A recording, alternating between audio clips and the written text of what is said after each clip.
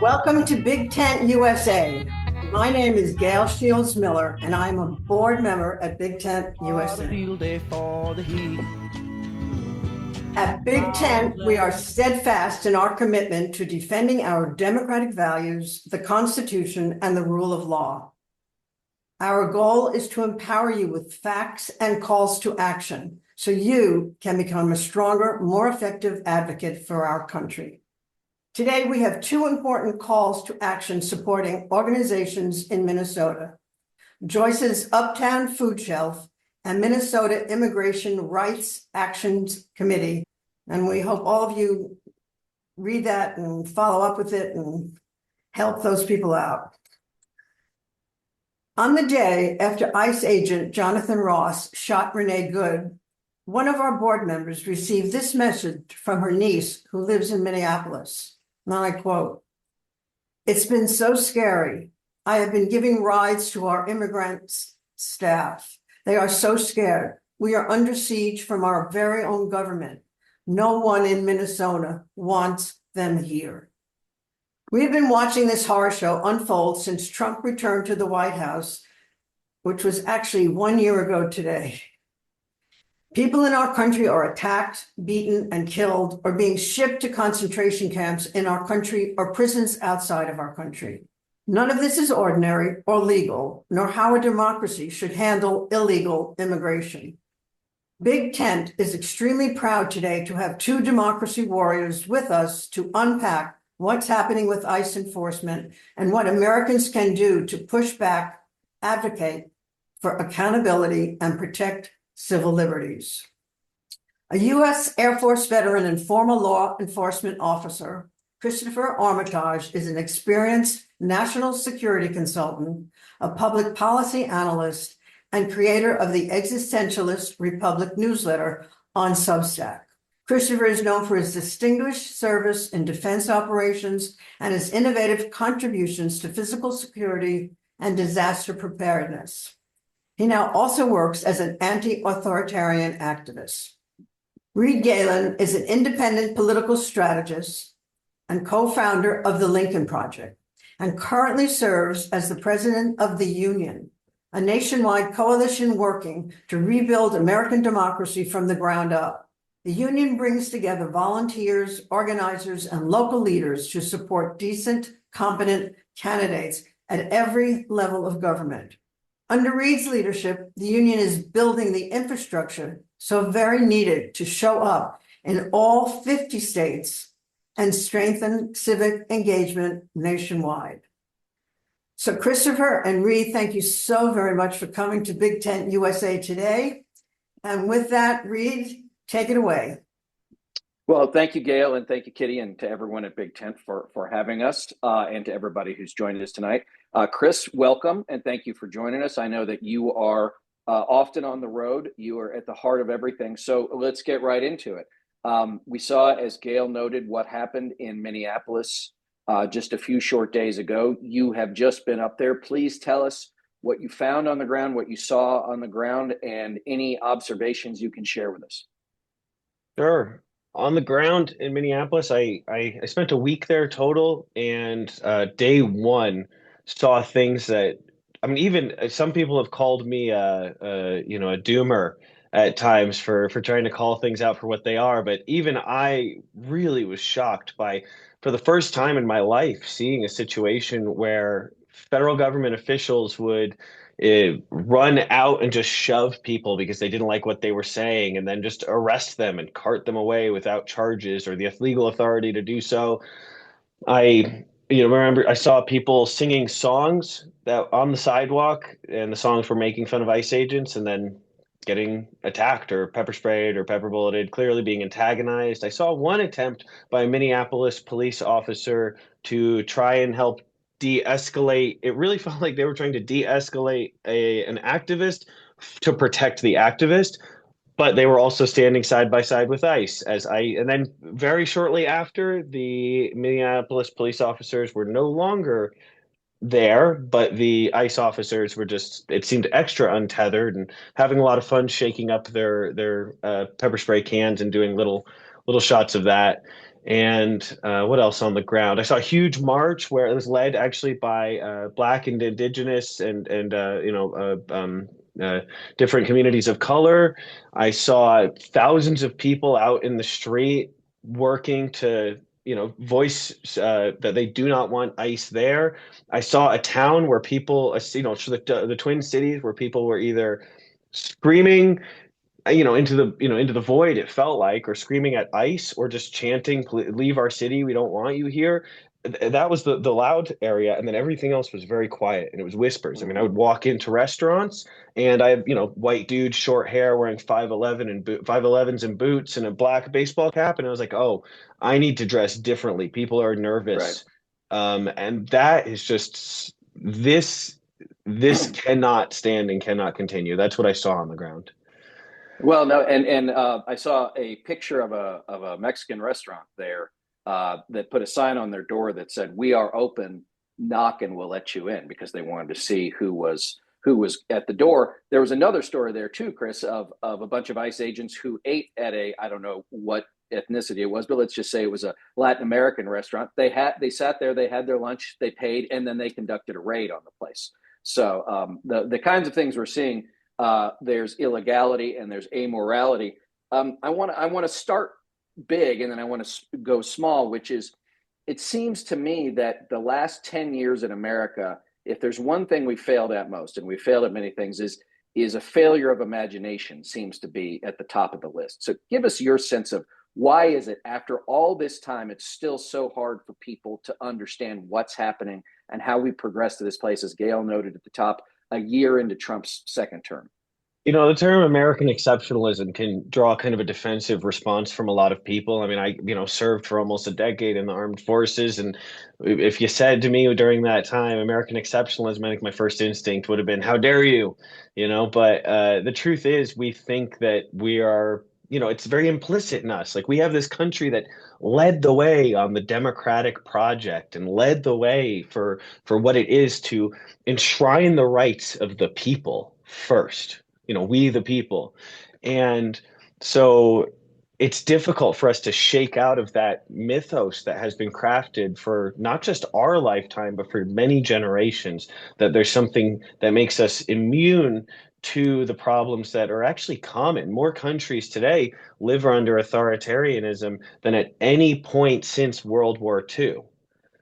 So most humans alive live under authoritarian governments. It's the unusual thing to have a democracy. It's the unusual thing to have the rights of the individual matter than whatever the government or the dictator feels like doing. And Right, so, and that's also throughout history, right? Throughout about 10,000 years of recorded history, democracy is what, a thousandth of a percent. If you added all these yes. years up, that Americans, yes, but humans otherwise have actually had some agency in how, or I should say, the social contract, right? The deal they make with those that they choose to govern them. Absolutely. We need a cognitive reframe, like a psychological alteration in how we engage with this moment, because to us it feels shocking.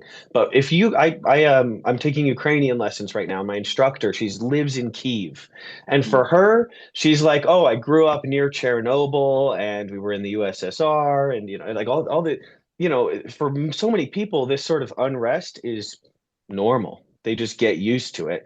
And we need to rebuild a tolerance. We need to stop being shocked. Every day they're trying to shock us, flood the zone, pull us in a different direction. And so the failure of imagination, we can end that. But it's going to take, we've had the shock to our system. And now we need to assume in a position of power. This country was founded by people who said, yeah, we're done with the king and we're going to do this our way. And not only are we going to do it our way, we're going to do it in a way that nobody's ever done it before. So let me ask, I want to go back. I want to zoom back into your time in Minneapolis.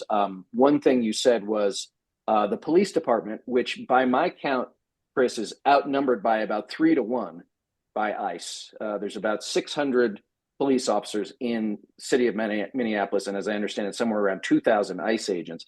But we saw this back in 2020 as well in a place like Portland, where the Proud Boys are rampaging and the local PD either stood on the sidelines or picked people up. What what is it going to take for local? And I don't want to impugn every police officer. Please understand that. But what is it going to take for either city government or police leadership to say, no, these are your people. This is your town, right? It says protect and serve, or whatever the logo is, whatever the motto is on the side of your police car.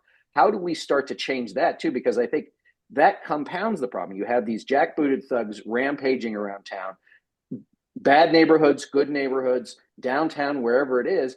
And the PD, are they overmatched? What's your sense of it having been there?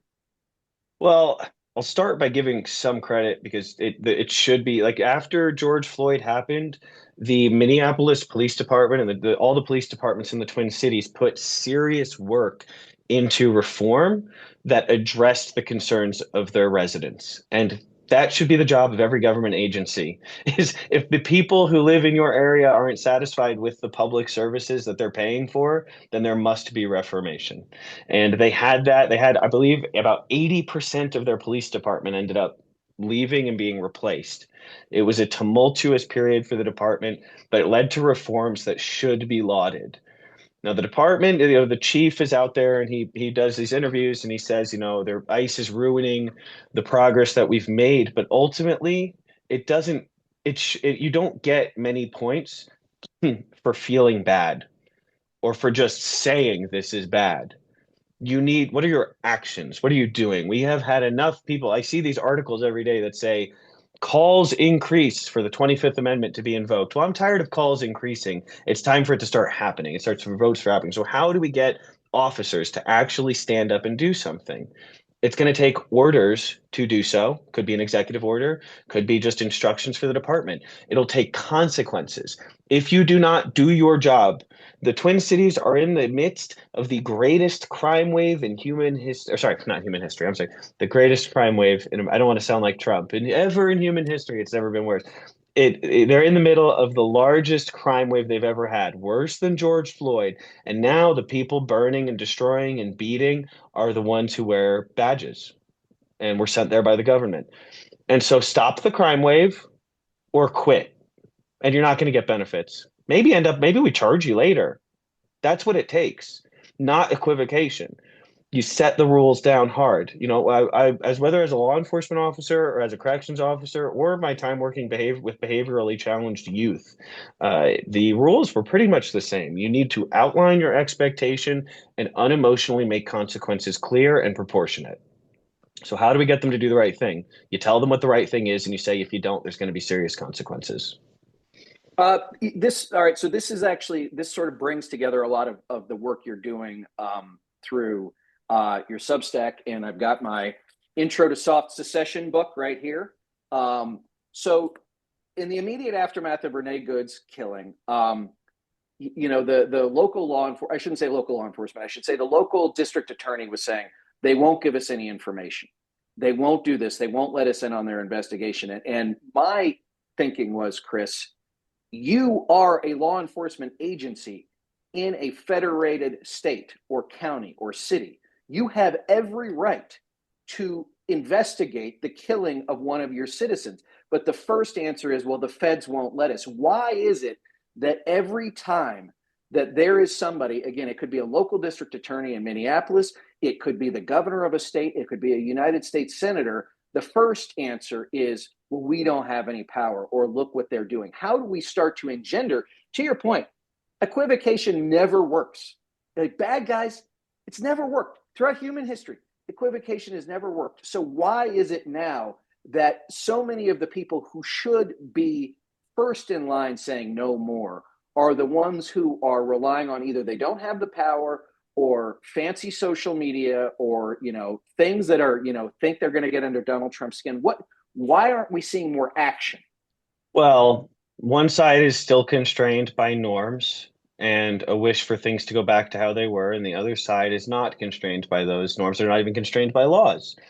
And, a fact is, if this was, this is said often, but there's something different in how I'm going to mention this. So if Biden had done all these same things and an officer he had sent there had shot a woman, the Republican district attorney, or sorry, county attorney would have already charged the officer. Like if this was just a Republicans mad at Democrats situation, there wouldn't be any, we need to do more investigation. They would have just already charged it. They wouldn't have been talking about qualified immunity or the supremacy clause. They would say, what is the thing that is advantageous for us in this moment or strengthens our position? And in this case, what strengthens our position is doing the morally right thing. Now, we have law enforcement experts from around the country. I mean, over 30 witnesses, 3 videos, analysts and experts of all sorts coming out and publicly saying the evidence is very clear. Now, when you give a police officer the right to use deadly force, that is a responsibility, and it does offer some additional due diligence. But it's okay for you to say, yeah, I watched the video and she was turning away from him, and after he said some really disgusting things about her, and also he was slowly walking around the car and then backed away and like all.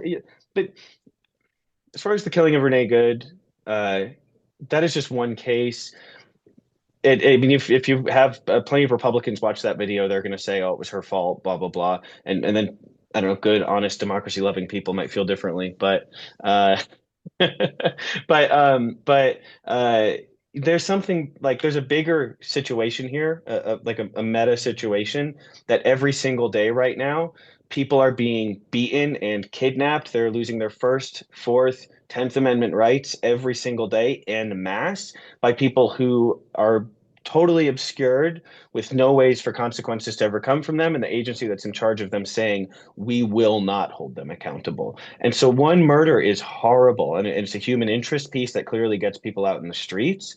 But Renee Good's, like we have enough evidence, and the message that we distributed 5,000 flyers that said contact Mary Moriarty's office, the county attorney for Hennepin County, contact her and say issue an arrest warrant, because an arrest warrant is not a guilty.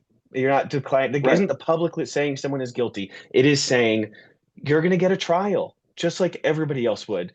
Unfortunately, like Renee Good did not get. You're going to get to sit in front of a jury of your peers and make the case that what you did was justified. That's justice. Well, right. And let's talk about justice, because that is one thing. If you've watched that video, and I have, and I'm sure many of the people watching here have, and it's horrific and it's heartbreaking and it's frustrating and angering and infuriating. He knew what he was doing as soon as he pulled. Like, he didn't dive out of the way. He didn't try and shoot her tire out. He aimed at the windshield and shot her. And to me, that to me is one of the things that I think, Chris, is you understand this world much better than I do, is the willingness to, like, I guess maybe I'm thinking about it this way. It seems to me that there should be a higher bar in training or philosophy than, if I feel slightly threatened, then the first thing I'm going to do is take a life, because then there is no due process. You have that is summary judgment. And I thought the whole idea was, you do have that right to a trial. You do have the rule of law. And of course, we sound like weenies talking about the rule of law and all this other stuff while they're, of course, out rampaging. Yeah, well, I've been through at least hundreds of hours, if not thousands of hours of law enforcement and combat arms training. And I can tell you that the slowly creeping around the car with you, would make more sense in a hostile terrorism situation. I'm in Iraq, and we know that these are people, like, this is a specific situation that really calls for they definitely have a gun, and it's a whole nother level of tactics. But there's a story here that I want to tie in. Like, I served in OE, Operation Enduring Freedom, Operation Iraqi Freedom.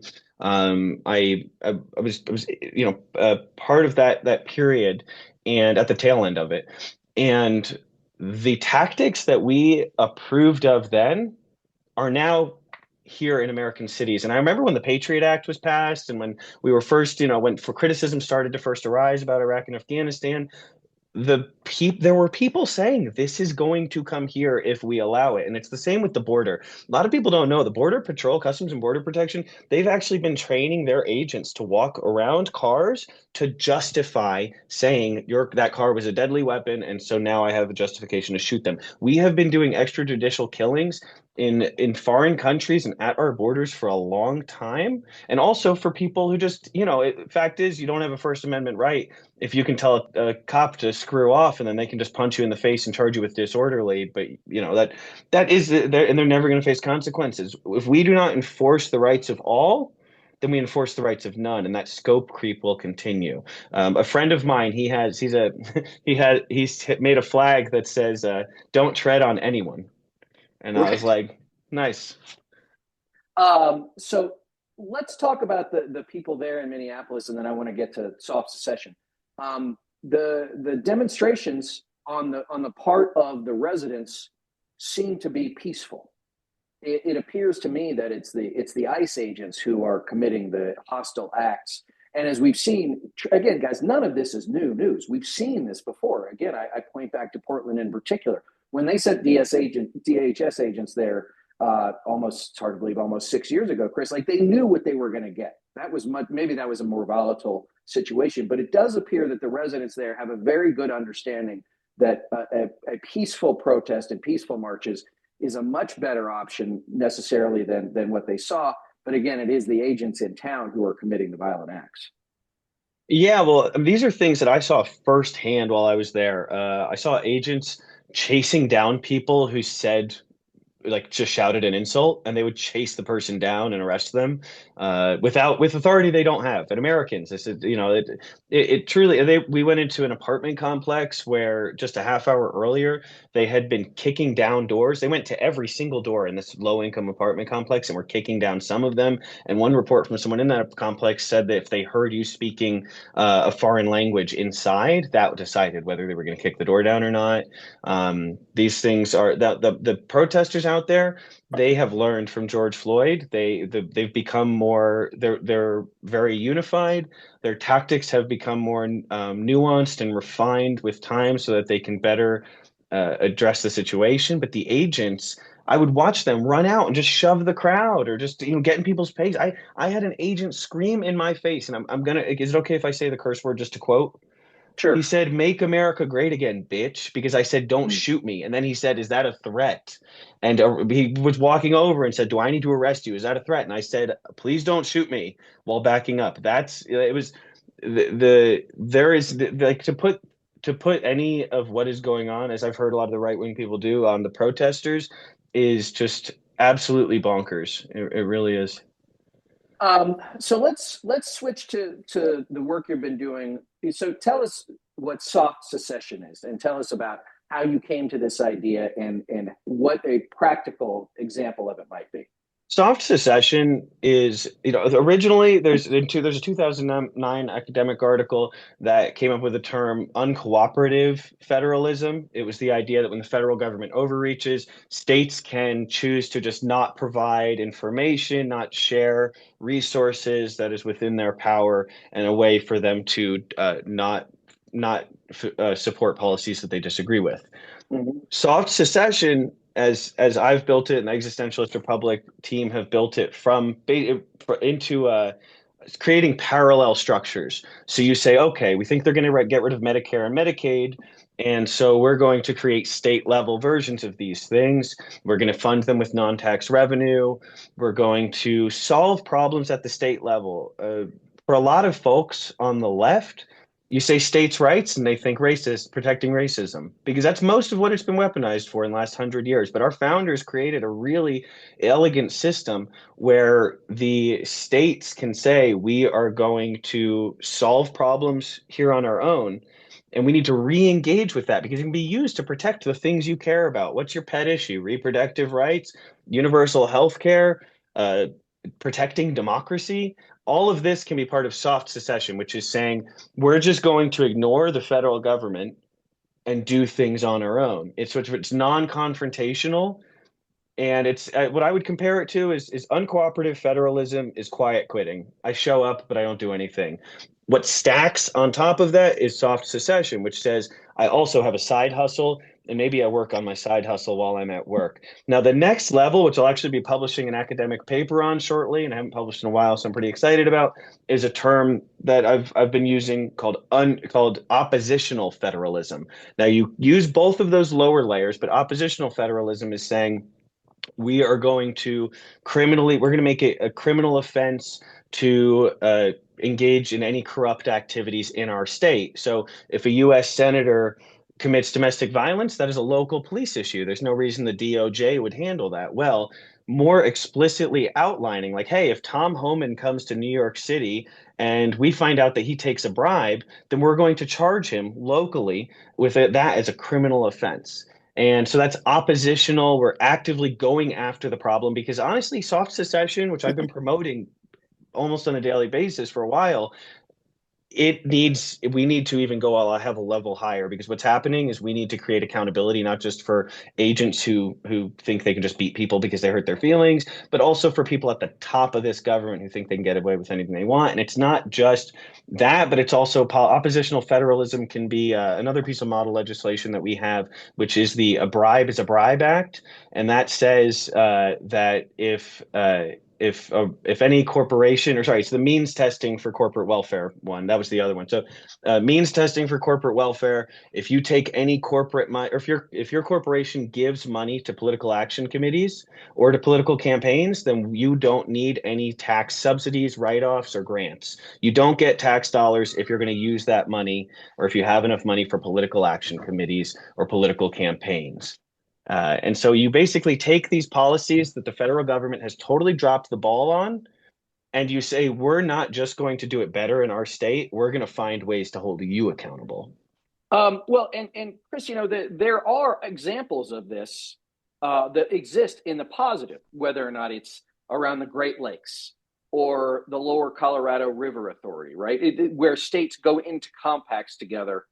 Maybe the feds have something to do with it, but for the most part, they do it on a state by state basis because they are all, again, they border a lake or whatever it might be. So there are examples of this kind of cooperation. I think, bringing it back to the beginning of our conversation, I think we need our leaders, both the governors and the legislative leaders in these states, to now use their imagination for the things that will then protect their own citizens, defend their own citizens, and provide mutual aid to tens of millions, if not hundreds of millions of Americans. Yeah, and I mean, to bring it to imagination and problem solving, there's this deliberative process that is used by most lawmakers that makes a lot of sense in a functioning democracy, but is also basically how the Weimar Republic fell. That same thing, because fascists move quickly. They're really good at it. And that doesn't mean they move efficiently. That doesn't mean they move in a good way. That doesn't mean that they're even moving effectively, but they're doing 10 times as much work and getting 5 times as much done. And so the way that we can use imagination in this process is by flooding the zone in our own way. You don't need to make, like, while there are broad interstate compact approvals, especially related to law enforcement, states can just pass the same series of laws and agree to share information. And it's not a legal compact requiring congressional approval. And so, that is a tool, that is something that we can develop without explicit coordination, and that also decreases the ability for targeting of state representatives and state leaders, and gives them there's nullification that is an important part of that process. What you can enforce, so some people have heard of jury nullification, where if a jury can just say, we're not going to convict this person of murder, even though we know they committed murder. They can just do that. And so there is nullification at every level. If you can't enforce the laws because so many of them are breaking it, then I guess that law doesn't exist. ICE is doing that right now with top cover. We can do that for good things. We can just say, no, enough of us are not going to play your games. Enough of our states are not going to play your games, that they are unable to actually respond effectively. Well, Chris, thank you so much for this half an hour. Kitty's going to join us now. She's got some questions from the audience, I think both in the chat, if you have one, and that were sent in earlier. So Kitty, take it away. Yes, thank you both so much for this conversation. It is very important and timely, and I appreciate the perspective that we, as Americans, are not used to our norms, our laws not being upheld. Of course, there's been egregious examples when this has not happened in our history, but I think for a lot of us, this is a very uncomfortable situation, trying situation. And, that's why we're so glad you're both here with us tonight. Um, so I wanted to sort of take on that question of soft secession.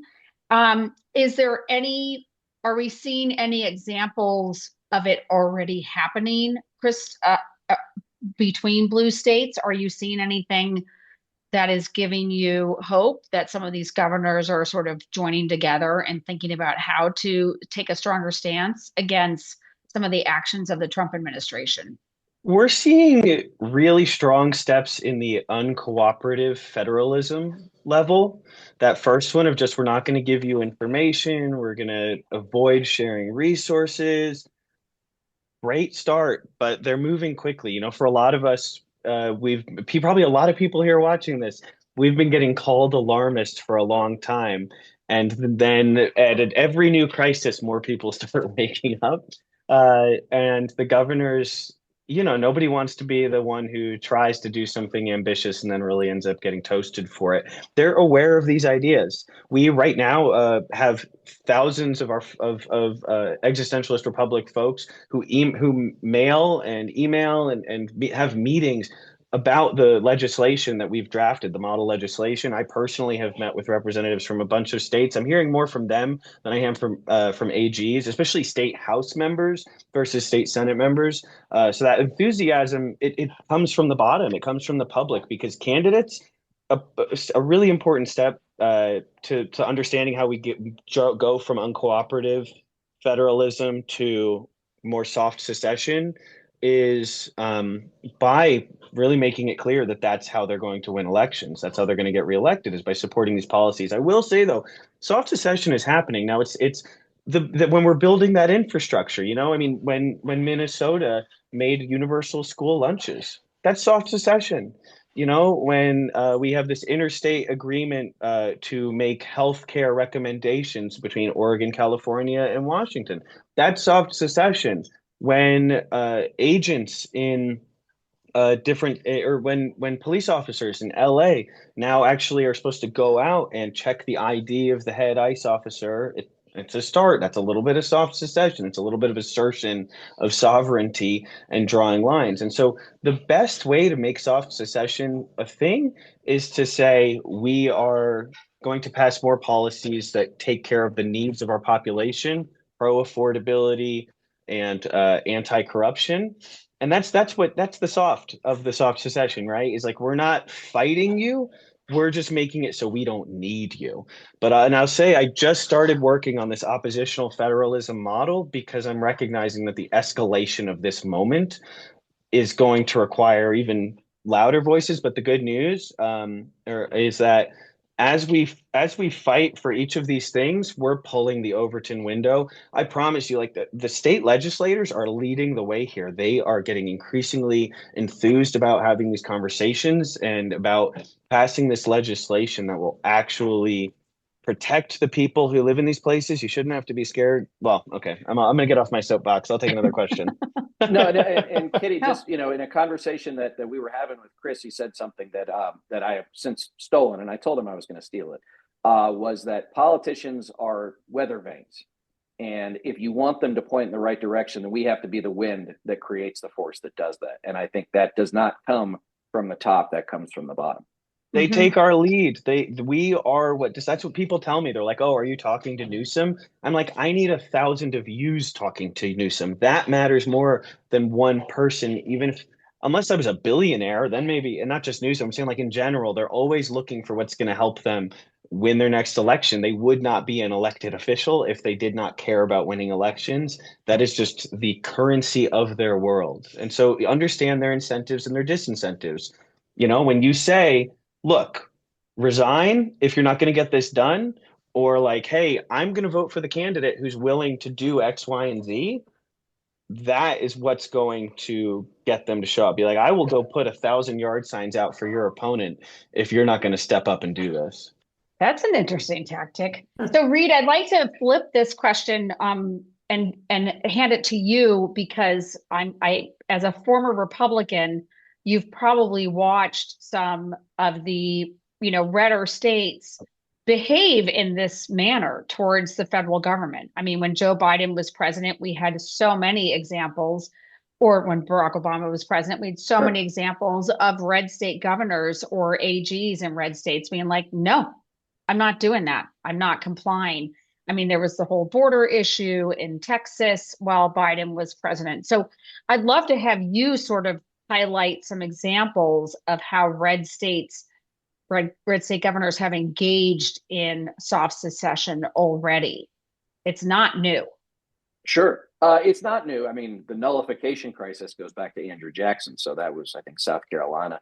But this is where the political, Kitty, leads to leadership, which leads to bad outcomes, which is, in the 2000s, the 2010s, groups like the American Legislative Exchange Council, ALEC, went in and gobbled up legislative seats for pennies on the dollar.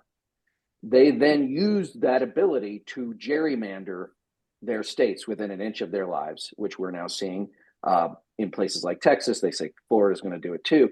And then you create such overwhelming legislative power, and then you have governors who are trying to always, just as Chris said about politicians, right? They don't want to be outflanked by the nuttiest member, or frankly, they don't want to get in. They don't want to get in the way of Donald Trump. I heard somebody say, Ian Basson, I heard say on a podcast the other day, Donald Trump is the John Gotti of politics, right? You go along with him, you get protection, you'll make some money. You wet his beak, everything's good. You get out of line, you get cement shoes. And so right now there is no political or any other kind of economics that is going to make them do anything. Going back to President Biden or President Obama, what they also saw too was what Chris was talking about as far as equivocation is concerned. Come get me. Come get me. And I'm like, I don't know. I don't really want to do that. I don't really want to do that. If you think back to President Obama's term, when DHS formed an office to look at white nationalist extremism, and the white nationalist extremists went crazy, and the Obama administration shut it down. No, the answer is you're going crazy because you don't want to get caught. And let me also say one historical thing is it is a sad state of affairs when we saw in the early 90s, when we saw things like Randy Weaver or Waco, and so many conservatives would say under President Clinton, we shouldn't have jackbooted thugs going around killing people. And now we have jackbooted thugs killing people, and it's maintaining order. Yeah, that's a really good point. You're taking me back to my days of high school and college, but that's okay, Reed. I'll take it.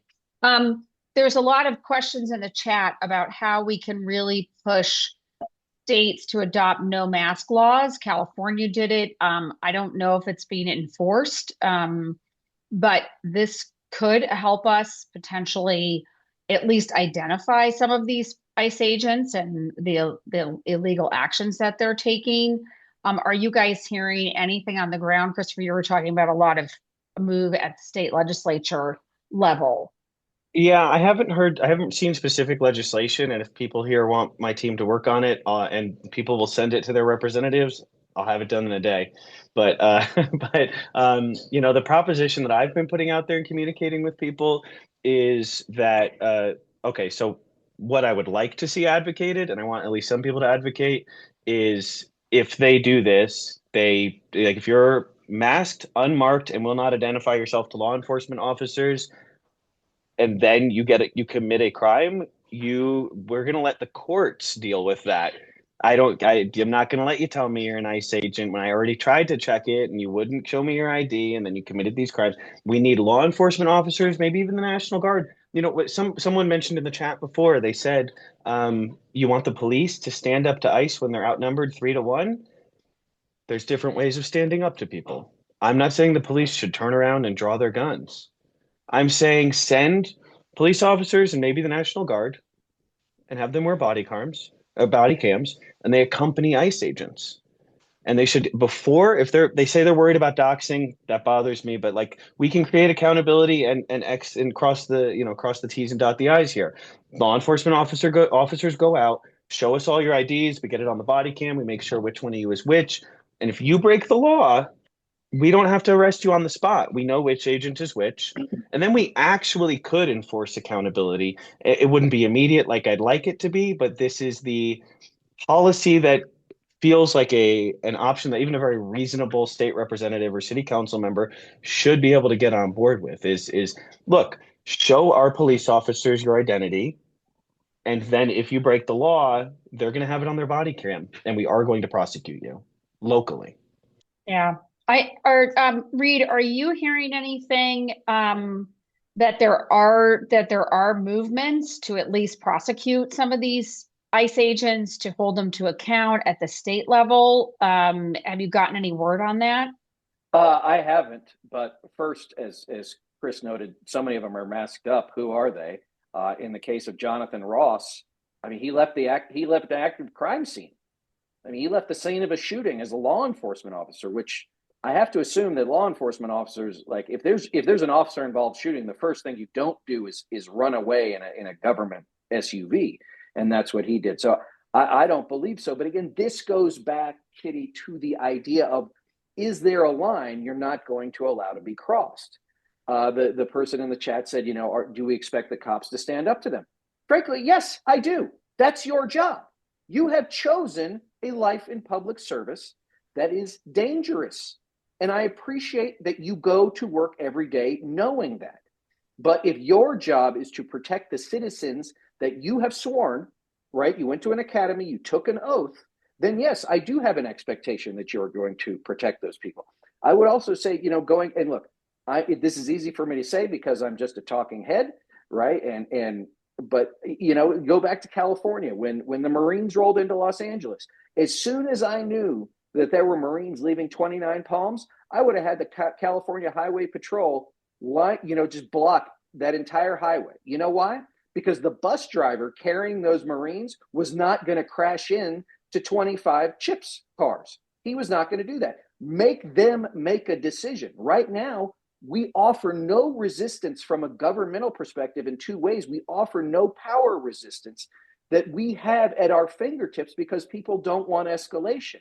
When in fact, what happens is that things escalate because they've said, we're going to push and we're going to push and we're going to push and we're going to push and no one's going to push back on us.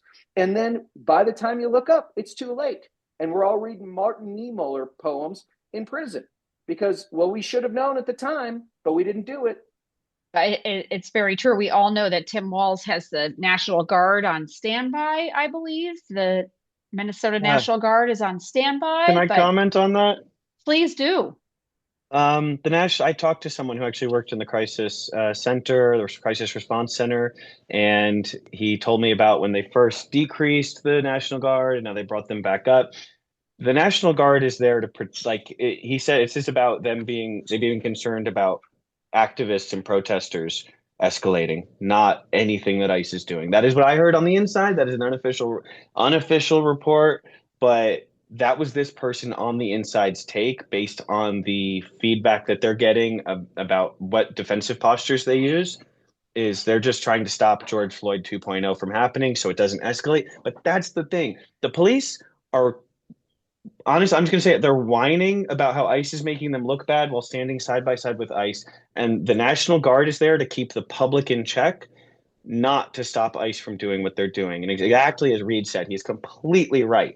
Stop refusing to resist. Stop refusing to get in their way. They will always call it escalation. It is an escalation to try and stop somebody from harming others. You need to do that. That is a moral imperative. And if it's not good enough for you, then resign.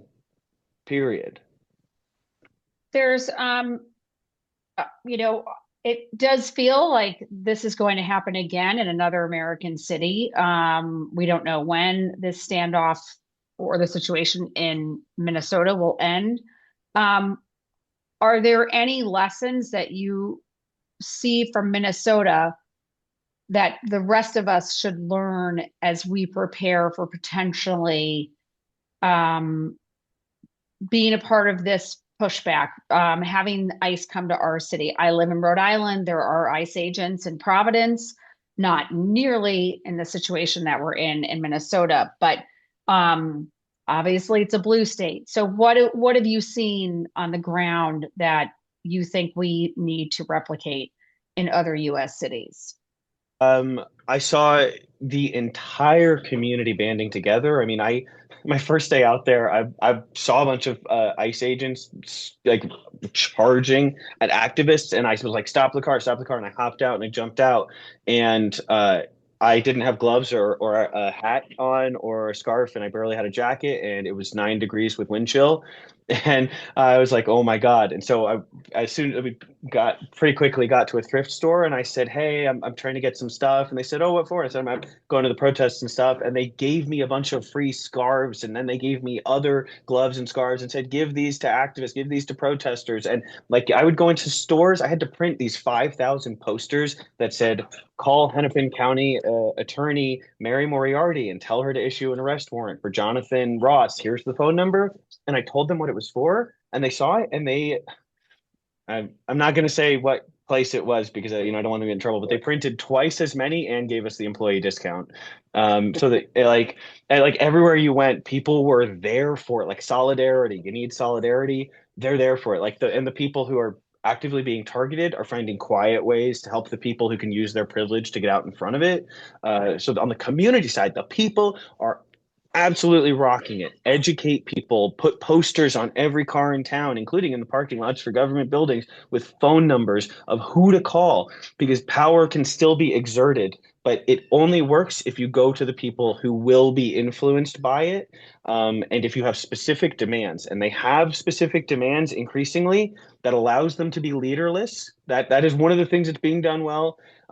Also is it's pretty leaderless, but it's big and it's strong and it's coordinated in sort of just a more a less hierarchical way. I think that's right. And I think also, based on something I said earlier, is that we have seen that these demonstrators have been determined but peaceful, Kitty. And I think that's a really important thing too, is like we have seen throughout, unfortunately, American history and history where else, right? Nonviolent marches, right, often lead to people being very badly hurt. But it also shows, you can do your worst to us. You have done your worst to us, and we are going to remain nonviolent. I think that's, look, that was Dr. King's entire thing in the South, where there was Selma or whatever boycotts there were. And so I think that's the other part too, is that if you give them the opportunity to say, we have to further deploy troops and we will use whatever force we need to, things escalate out of control very quickly. And I would also say that Chris is completely right. These are organic things. Chris is putting out flyers. Somebody sees it. They take a picture. They send it to their friend. That's, from my perspective, as good as anything, because then you don't have to have people go, well, I'm not, it's not my march. I'm not going, right? People are going out because they feel it's important to do so. Yeah, Reed, I want to throw this question to you from Lexi, just about the idea of pressuring corporations that transcend state lines. And, what would you tell all of us on the call tonight about, like, DoubleTree has canceled their ice hotel reservations. Like, what are some things that you're going to tell the membership of the union to do in terms of pressuring corporations to do the right thing? Well, let's be clear. Since Milton Friedman came up with the quote shareholder value theory, the only thing they care about is money. That's all. That's it. The only way that you're going to get their attention is money. And so if there are outlets, companies that are doing right by American citizens or residents of America, you should go and show that you approve of their actions. If they do not, then withhold your money, right? Don't give it to them. Think about what happened when Disney took Jimmy Kimmel off the air. I know I canceled my Disney Plus subscription over the howls of my kids, right? And I won't go back. They lost billions of dollars in recurring revenue because people are like, I'm not going to do this. And you know what happened? They put him back on the air. And so I think that the pocketbook is, at this point, mightier than the sword and mightier than the email. Yeah, I agree. And Chris, just before we have to wrap tonight, there are a couple of great questions that I want to get to, but a few people have asked for you to define very succinctly soft secession, since there's a lot of conversation around it, not just from you, but in the ether. So I think we all need a definition. Well, and I want to specify something here. Soft secession 8 months ago was mostly just a synonym for uncooperative federalism. And since then, there's been a lot of community discussion, especially like the Existentialist Republic community around fleshing out greater ways to do it, to where it eventually formed into a model that is, like I said before, there's like uncooperative federalism is the quiet quitting. Say soft secession is getting a side hustle and maybe working on it when you're supposed to be doing your main job. And so succinctly, soft secession is states creating parallel structures, social safety nets, and interstate agreements that help protect them from the failures and aggressions of a tyrannical federal government. All right, that was great. Very helpful, succinct answer for us. So I just want to end on with a great question from Kari, who joined us. And we've talked about this before, but I think it's really good to end this call with just our marching orders. We've got a long way to go before the midterm elections, and we know that so many things are going to be happening to our fellow citizens, to people around the world. And we all need to stay laser focused on what we can do. And every day we do these things, and this is just going to become our habit. So I'd love to just have you each answer this question before we end the conversation tonight. What can Americans do to push back, advocate for accountability, and protect civil liberties? It feels like so many Americans are either complacent, apathetic, or on the wrong side of history, or just going about the day-to-day life as if nothing is happening. No one on this call is going about their day-to-day life that they're on this call. But so Chris, why don't you go first? Give us some marching orders for what we're going to be doing every day. The philosophy for these marching orders, just so you know, is if any politician ever tells you that you're asking for too much by asking for justice or by demanding justice, then you tell them they need to resign. They need to get out of the way, because the law exists to support justice. And our founders were so clear that government and law are to serve the people. And when they don't serve the people, they got to go. They are secondary to justice and morality. Democracy is meant to serve that. And we've given up our moral leadership, and that's why we lost our democracy. And it's not going to be easy to get it back. Now, the marching orders, everyone from dog catcher on up. I know what I'm going to be asking them, because they're going to hear from me all the time. They're already annoyed with me. Every member of city council in Spokane knows who I am. Some of them love me, some of them hate me, but they know who I am, and they know what I care about, and they know what I'm on the line, and they know how they can get me to support them next time, even though I didn't support them last time, or vice versa. Make sure every politician locally knows exactly what you're about. What I'm about, I want to vote for people who will publicly say the Republican Party is primarily a criminal organization funded by America's enemies. I think they should be investigated. Would you agree? I think they should be prosecuted. Would you agree? And of course, talk about soft secession, just get it in front of them. I mean, they're receptive to these meetings. It is ridiculously easy to get a sit-down meeting with a state house member. Really, do that. Ask for a meeting with them. Go ahead. Also send them letters every day. Call them every day. Be a thorn in the side every single day. And enough thorns, it'll make the bad ones leave, and then we get a little bit of selection bias. So get out there, talk to your people running for office locally, and get them on board for soft secession. Get them on board for oppositional federalism. Get them on board for arresting the leadership of the criminal organization known as the GOP. Reed, tell us what we need to do. Well, I agree with Chris. As I think I probably said to many people on this call before, the last thing in the world any legislative office wants is a phone call. They hate them. They're scared to death of them. Because that means someone real, like a human being with a brain and a heart, is paying attention, and it's the last thing in the world they want. So anytime somebody says, I call every day and it doesn't, it is doing something. I think we need to ramp that up. I think let me put my campaign hat on here, Kitty, from a pure political perspective. I think that we need to make sure as many big D Democratic candidates win as big as they can in as many places as they can. It needs to be 2022 on, or excuse me, 2018 on steroids. It has to be such a political repudiation that even Trump's supporters are looking for cover. And I'm not going to get started on like, oh, well, if we take the House, things will stop. Or if we take the Senate, things will get better. Like, they're not. So like that's not the point. The point is to show other Americans, those people who have tuned out, those people who do not believe that any of this matters, right? That they start to take notice because it becomes such a big wave. I would also say this is since 2002, there has only been 50% turnout in a midterm election in the US. And that was in 2018 and was 50.3%.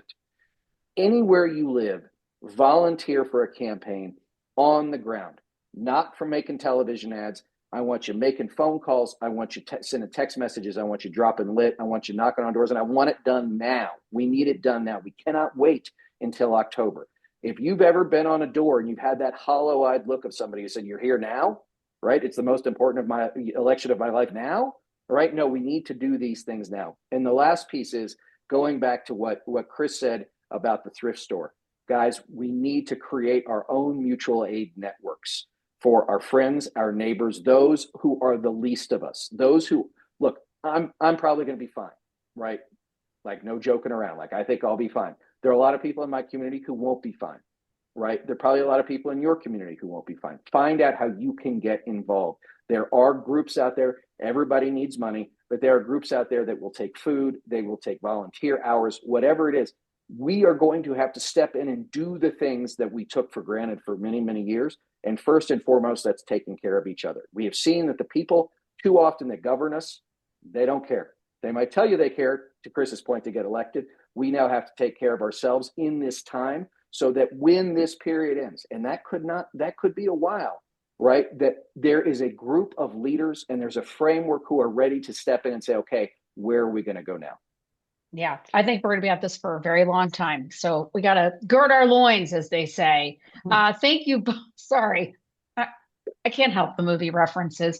Anyways, Christopher and Reed, it was so great to have you both with us tonight. We are so appreciative of your time and your talent and your energy and your dedication to our country, and for everyone who joined us tonight. Thank you so much for coming back to Big Tent or joining us for the first time. We will have a lot of events coming up. We're going to be working in a lot of states, so we hope you'll join us with that.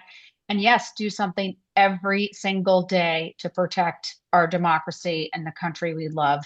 It is worth the fight. So with that, good night, everyone. Hope to see you soon under the tent. Reed, Christopher, take care. Godspeed. Thank y'all. See you soon. Bye-bye.